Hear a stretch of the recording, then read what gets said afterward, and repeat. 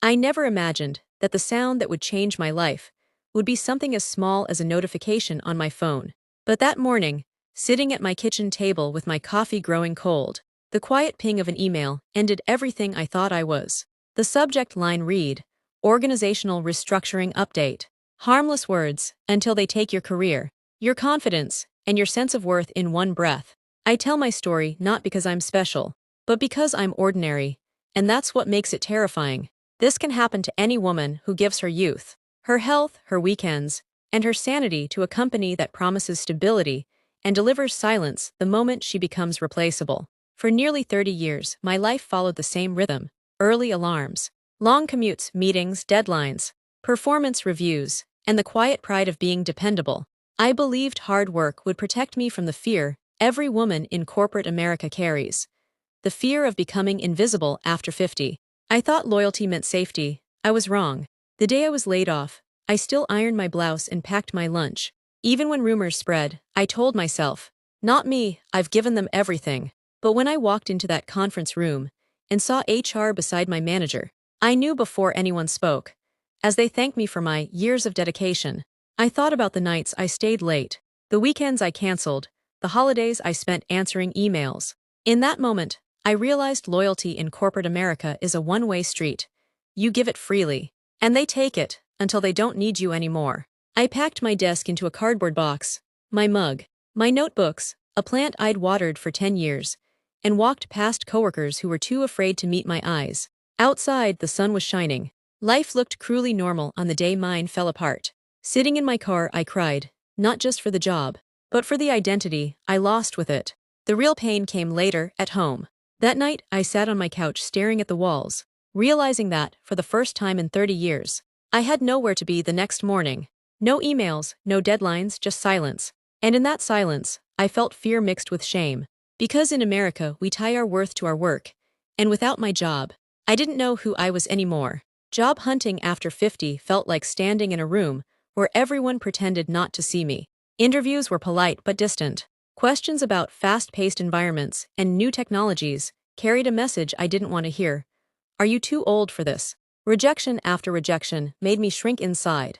Even though I knew I was still capable, I stopped recognizing myself. I avoided friends. I avoided questions. I avoided mirrors. I felt disposable, like decades of loyalty could be erased by a decision made in a boardroom I had never entered. What hurt most wasn't losing income.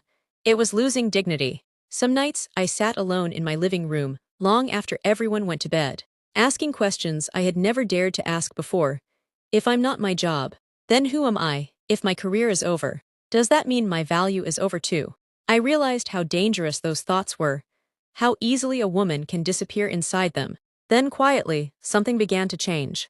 One afternoon, I found an old notebook in a drawer. It was filled with ideas I once had: mentoring younger women, teaching, writing, doing something that mattered beyond quarterly reports. As I flipped through the pages, I felt an ache in my chest, the kind that comes when you remember a part of yourself you abandoned without realizing it.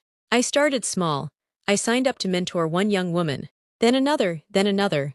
For the first time in months, my calendar had a purpose again, not because someone was paying me, but because someone was learning from me. Then I began writing, at first just for myself. One night, I shared a short piece online about losing my job and losing myself. By morning, messages poured in from women I had never met. This is my story too. I sat on my bed, holding my phone with tears in my eyes, realizing I wasn't alone anymore. That's when it hit me. The job that replaced me had taken my position, but it never took my voice. Months later, when I received a job offer from a small organization that valued experience over speed, I surprised myself by hesitating. For the first time, I wanted to choose, not beg. I accepted the job on my terms: part-time, flexible, meaningful, and I kept mentoring. I kept writing. I kept speaking honestly about what had happened to me. Now, when I sit in my living room and tell this story, I know I'm not the woman I was before the layoff, and I don't want to be. That woman believed her worth, lived in a building with a corporate logo on the front. This woman knows better. I wish I could go back and whisper to the woman carrying that cardboard box, you think this is the end, but it's the moment you stop living for approval and start living for yourself. Because losing that job didn't break me. It stripped me of illusions. And what grew in their place was self-respect. Now when people ask me what I do, I smile and say, I'm building a life I don't need to recover from. And after everything, that feels like the greatest promotion I ever received. Used to think healing was loud, something dramatic, something you could point to and say, that's when everything changed. But healing, I learned, is quiet. It happens in ordinary moments you almost miss. It happened the first time I walked into a coffee shop in the middle of a weekday and didn't feel ashamed of being there. At first, I sat in the corner, laptop closed, pretending I was just killing time before a meeting that didn't exist. I kept checking my phone like someone might suddenly need me. Old habits die hard. For 30 years my worth had been measured in urgency, how fast I responded, how late I stayed, how much I sacrificed. Now there was nothing demanding me. And that freedom felt strangely like failure. One morning, as I stirred sugar into my coffee, I overheard two younger women at the next table talking about their jobs. They were tired, overworked, afraid of being laid off, afraid of being invisible one day.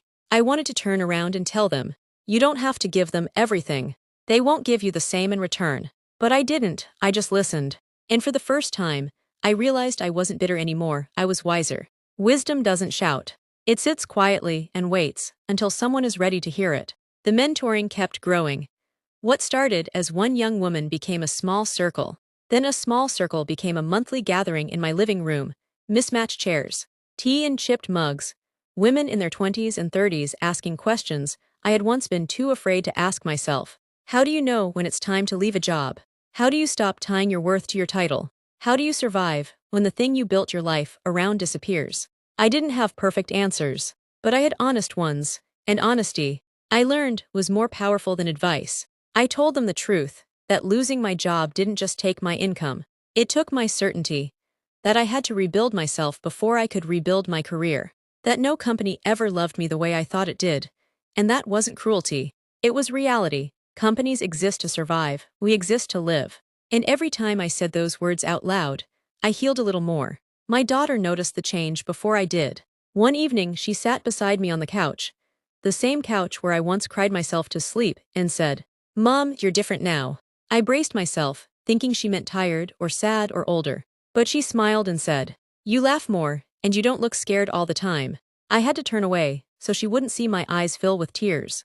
Because fear had been my shadow for so long that I hadn't realized how heavy it was until I finally set it down. There were still hard days.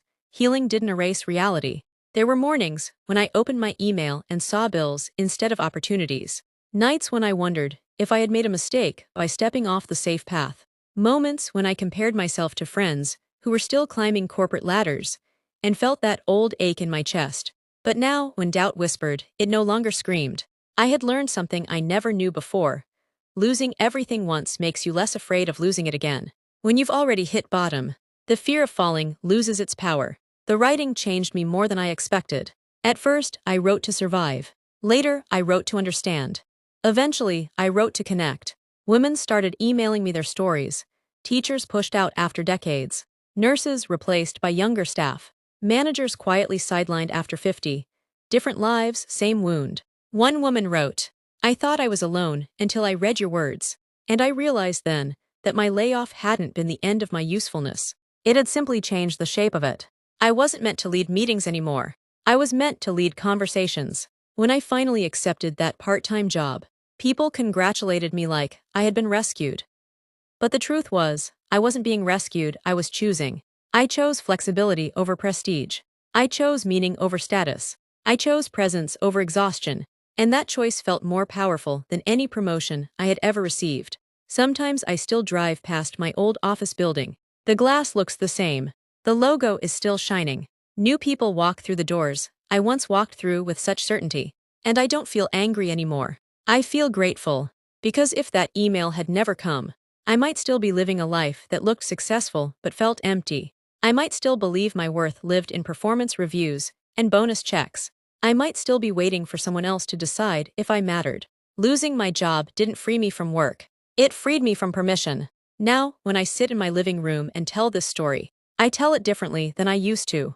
I no longer say, I was laid off. I say, I was redirected. Not in a romantic way, in a real way. I was forced to stop running. Forced to look at who I had become. forced to choose myself for the first time in 52 years. And here's the truth I wish someone had told me earlier. Your career can end. Your title can disappear. Your role can be replaced. But your value doesn't retire. Your voice doesn't age out. Your worth doesn't get downsized. You are not what you produce. You are not what you earn. You are not what a company decides to keep. You are what you survive. You are what you rebuild. You are what you choose to become when everything familiar falls away. So if you're listening to me now, sitting in your own kitchen, your own living room, staring at your own uncertain future, know this. This isn't the end of your story. This is the chapter where you stop living for approval and start living for alignment, where you stop proving your value and start protecting it, where you stop asking, do they still need me? And start asking, do I still need to give myself away like this? I used to believe success meant being indispensable to a company. Now I believe success means being indispensable to myself. And that finally feels like a life worth building.